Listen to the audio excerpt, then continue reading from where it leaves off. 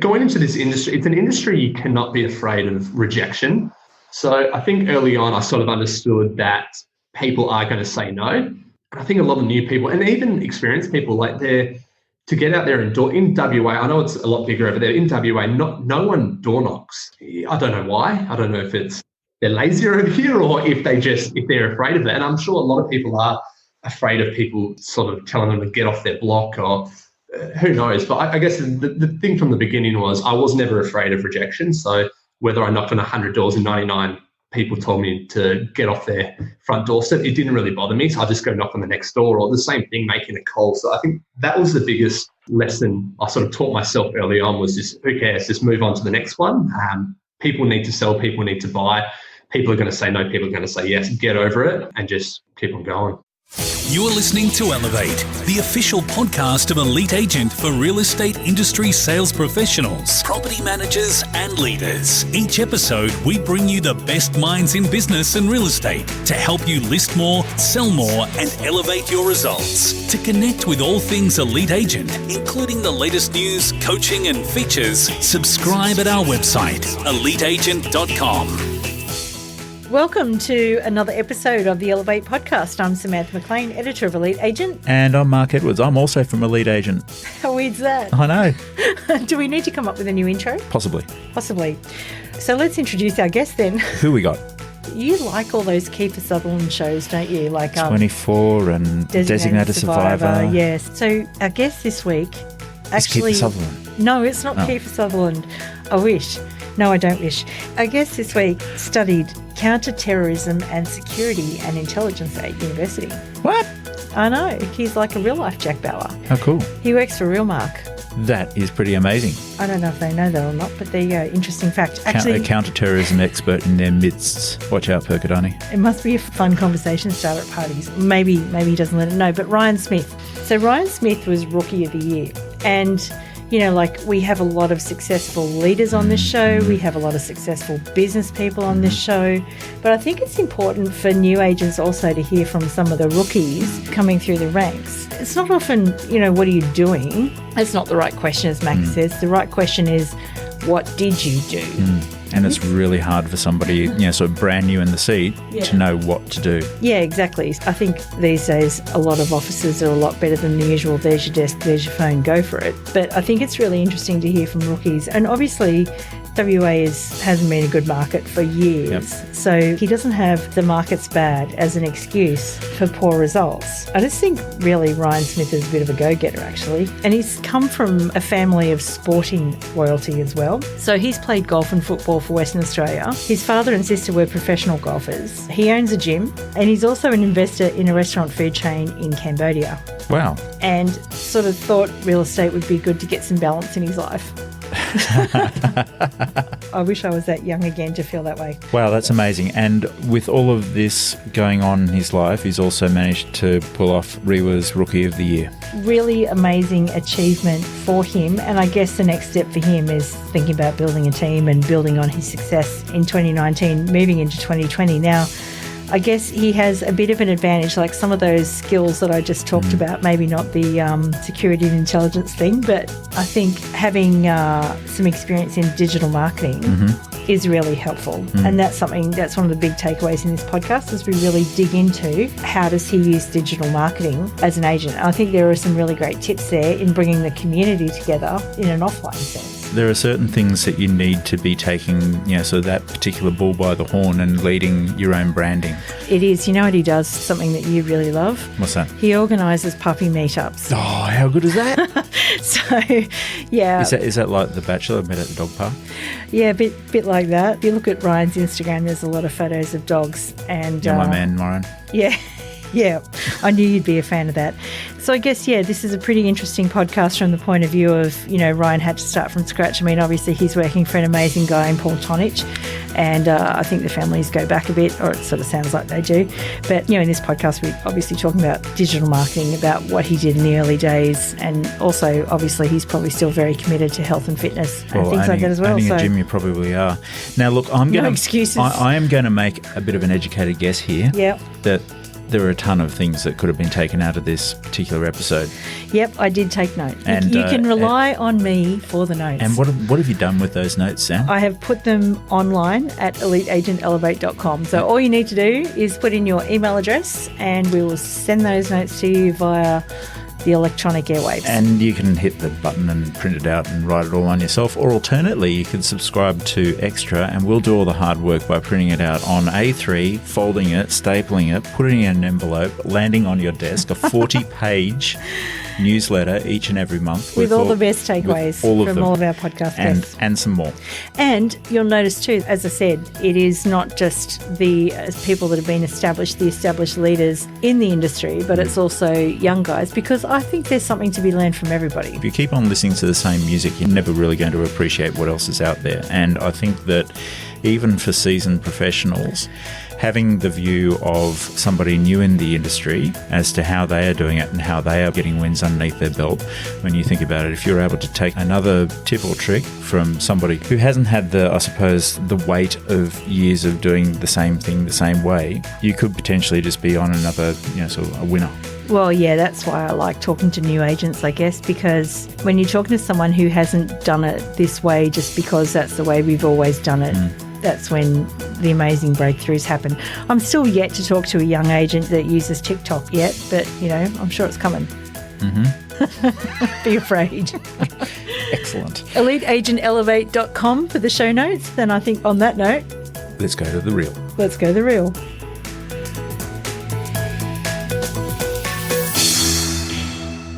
So welcome to the podcast, Ryan Smith. Thanks for having me.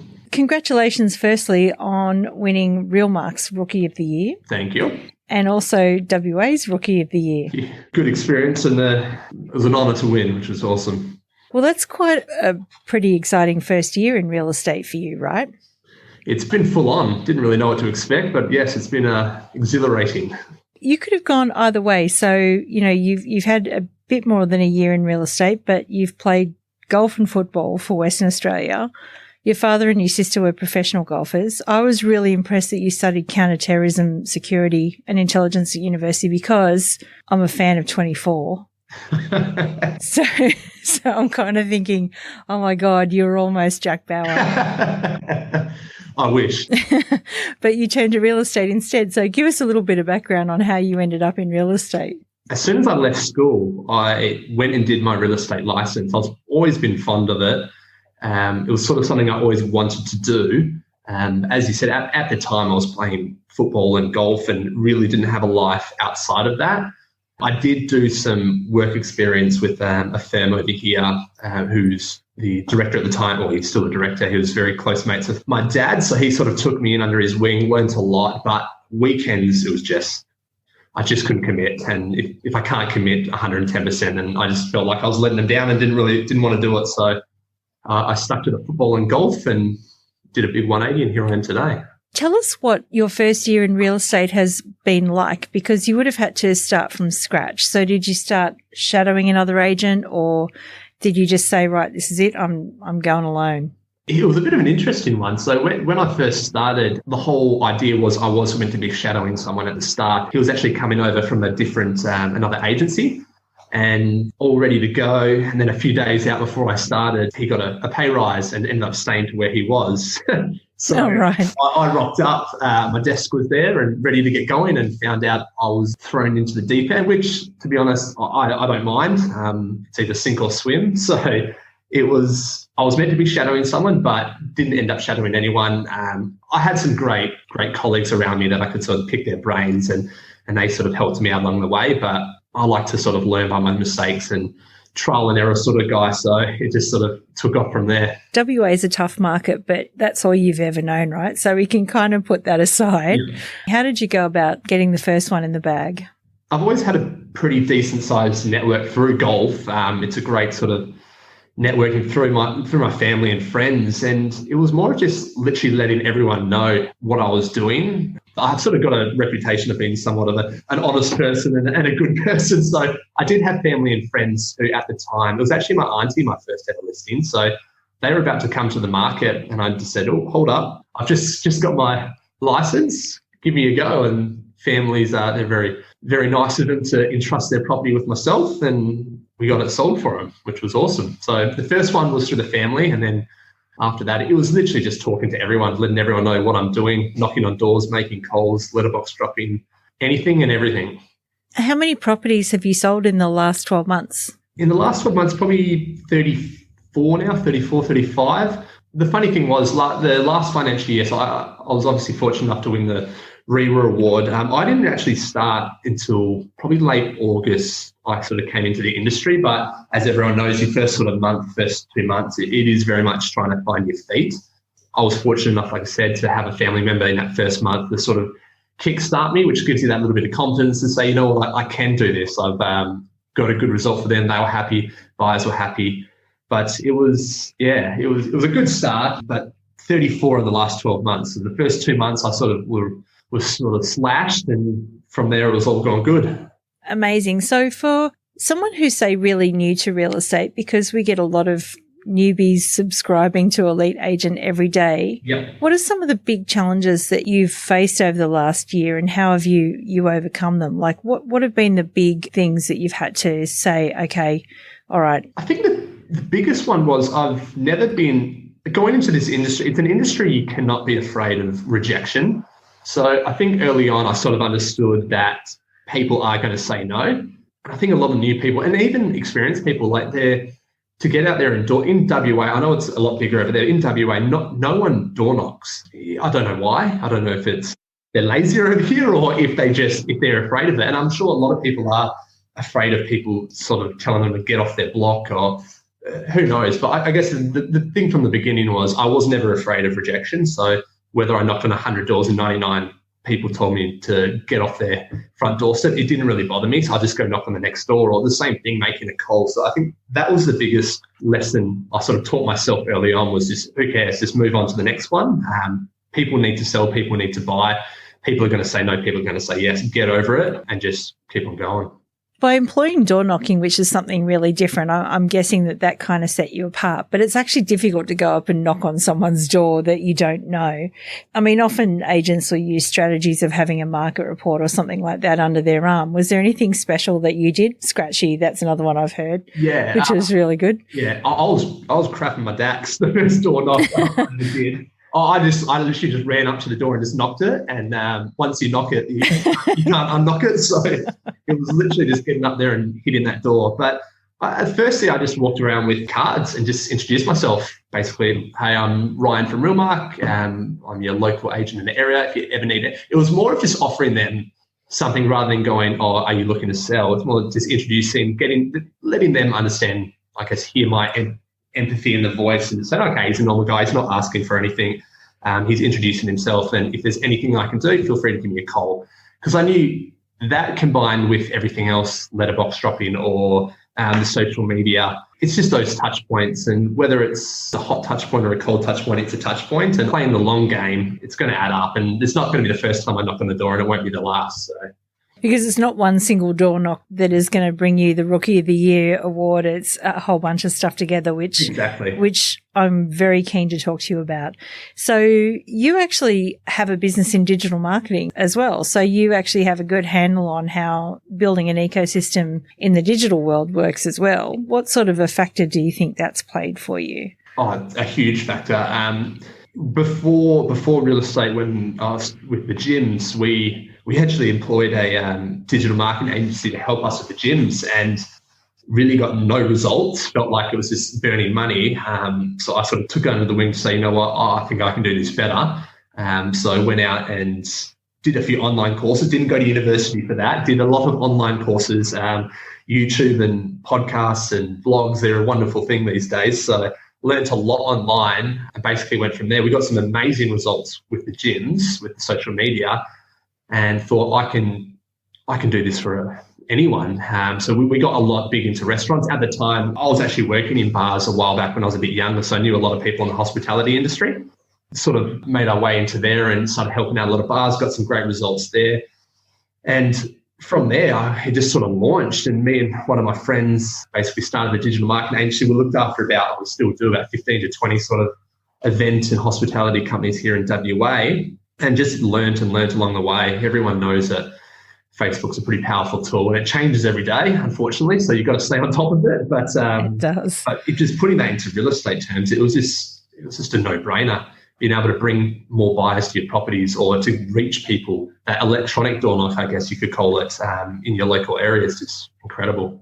So there are different types of ads and things like that you can run on Facebook. How do you approach your digital marketing strategy as far as Facebook is concerned with a mix of, say, brand and listings? Yeah, well, we'll always try to do, you've got your properties that you sell. We run campaigns for them. We can spend anywhere from $100 to $1,000 on a certain property. Understanding your markets, understanding where your buyers are actually coming from, finding those trends and then targeting those properties to those specific buyers is a massive. But we've increased our leads by about 20-30% when we started really pushing and really understanding who we want these ads to go to. That was, I guess, the tipping point to go, this actually really does work. And we are creating competition in a market that other agents are taking 50, 60, 70, 100 days to sell. We're able to sell in 3 weeks. So, and then using that to go to other sellers and go, guys, this does work. Here are examples. We've got hundreds of examples now. That's just from the property side of things. The social side of things and getting to know places. I'm a big dog lover, as probably if anyone follows my Facebook, I love dogs. So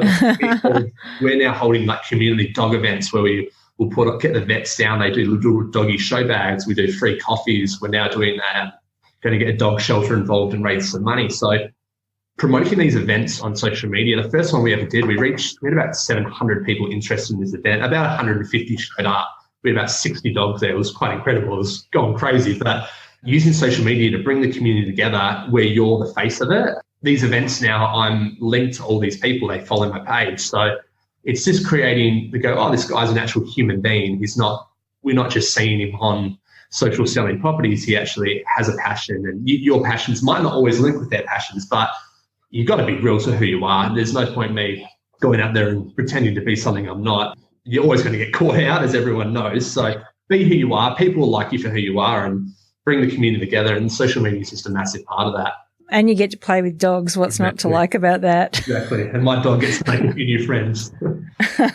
That's what you call a win-win-win. Yeah. So what are your favourite tools in managing your social media presence?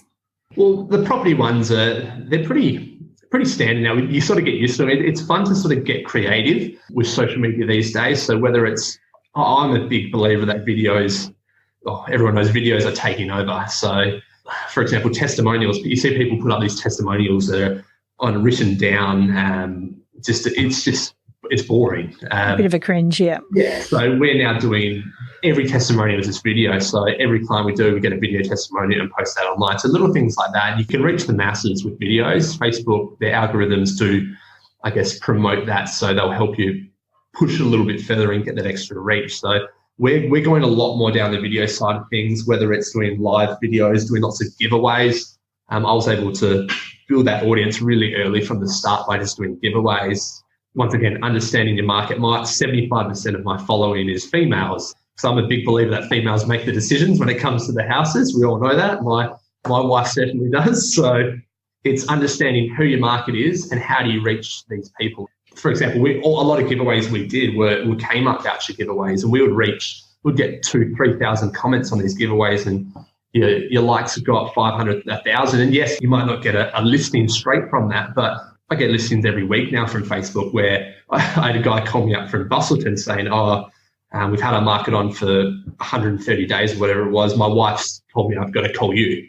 And literally just because she's followed me from the giveaway. So just to be able to grow, understand your audience, understand what they want, and then just be who you are. And if they like you, great. If they don't like it, then I guess you can't do much about it anyway. So the strategy is, like, if I could just sort of paraphrase this, is when you know who your audience is, you can do something that is perhaps unreal estate related to get them to follow you. Yeah. And then obviously in following you, then there's going to be a bit of real estate thrown in via video and stuff like that. So then they get to feel like they know you. Correct. And see you with dogs, which is really cute. And you don't want to be that guy that's just all real estate. Like we're past that. People are sick of that.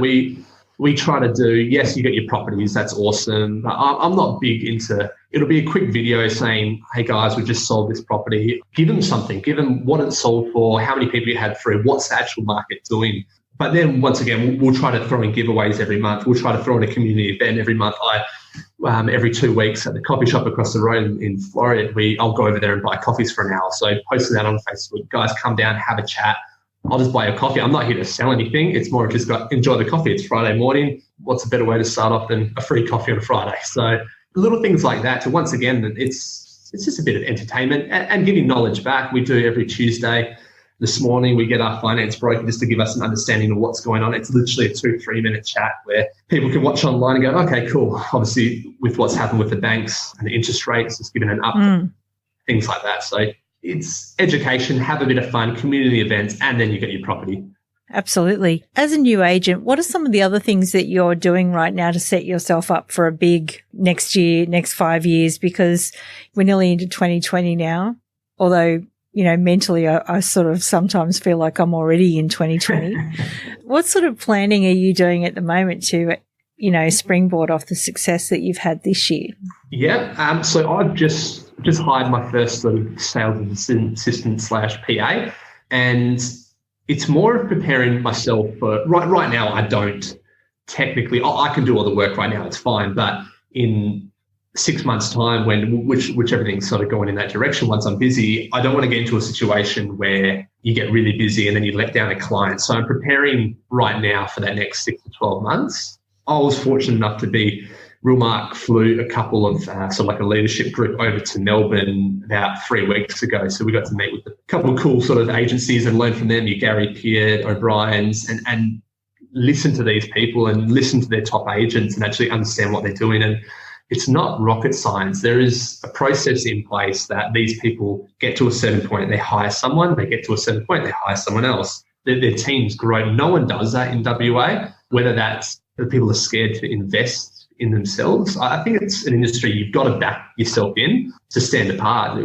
If you can go to someone with a team and offer the services you can offer with a team, and the level of service is just on another level. And I noticed that in Melbourne, the things they do over there compared to what we do in WA, if I can take half of what they're doing over here and implement it here, I'm going to stand out. So my mindset, I'm taking 100% of everything you guys do over there and implement it over here. So it's been we're always at 5 years behind the East Coast. So it's been able to get that head start on everyone.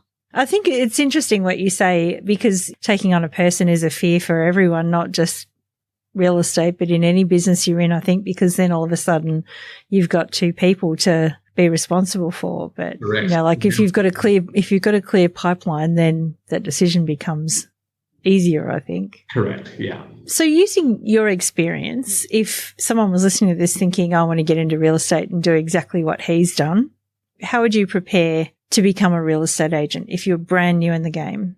Learning from someone, and I didn't, like I said at the beginning, I was, I guess, unfortunate I didn't get to shadow someone, because I believe that is a great way in. So, and I want to be that guy. I'll pick somebody and go, mate, I'll work for you for free. Just let me learn from you. Let me do what I need to do. So that was half the reason why I started at the start. It was just more I got thrown in the deep end due to his personal circumstances. But being able to actually shadow someone and just learn, just take it. Don't expect to write $1 million in your first year. Just take in everything, be a sponge, absorb it all. But also understanding that exactly what the successful people do is you don't have to be them. You don't have to copy everything they do. I was very fortunate enough, and I guess it's just my personality, I reach out to a lot of top agents within my company and other companies and just go buy them a coffee and pick their brain. And every one of them, they all do the fundamentals very well, but they've all got their sort of unique touch on it.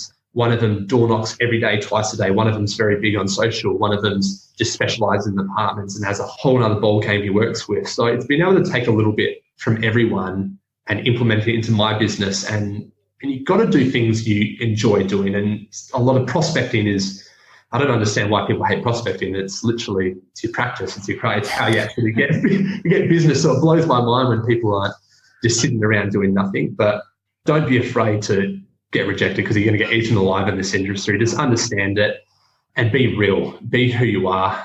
Every client that I've had is I guess once again this is the only market I know. So a lot of agents are like, oh, what are you doing? Or how's your energy so high? Why are you so positive? That's Yeah.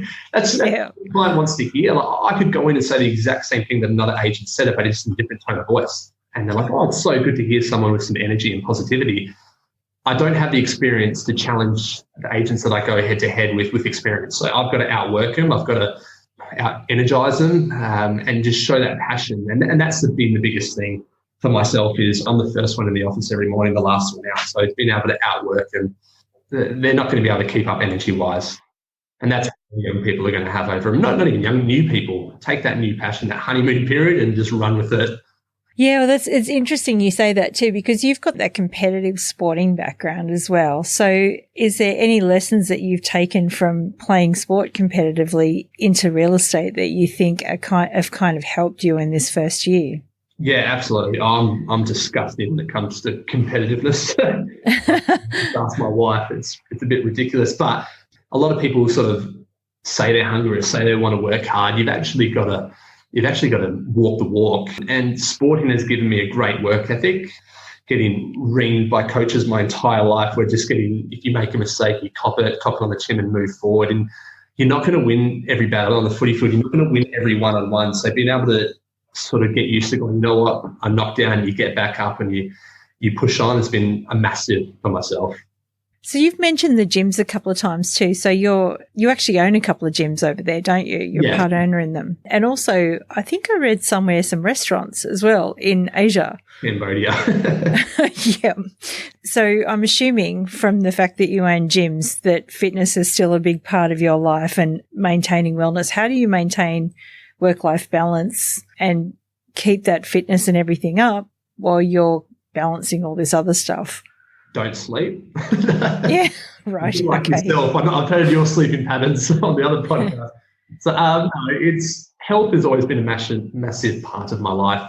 People can say all they want about golfers and then it's not a real sport, but you can see these days on tour that golf is massive. They're very fit. Yeah, they're very fit. They're very mentally strong. So football-wise as well, the exact same. So I've always grown up with fitness, always been around me and then moving into when I was studying, I was a personal trainer at the time and I was personal training in local parks and I loved it. I loved sort of helping people out and changing their life from that point of view. But it got to a point where you fill up a day with personal and all you have as a personal trainer is time. So it's a bit different now with the digital side of things. But at the time, that's sort of 8 years ago now, it's sort of gyms were the way to make that residual income to sort of create. And that was sort of how my mindset worked. So I was like, you know what, let's do it. Let's take a dive. I've always been a doer rather than a sayer. So me and one of my best mates and my dad sort of went off and got one open, had some good results, got another one open, worked in there full time, studied full time, played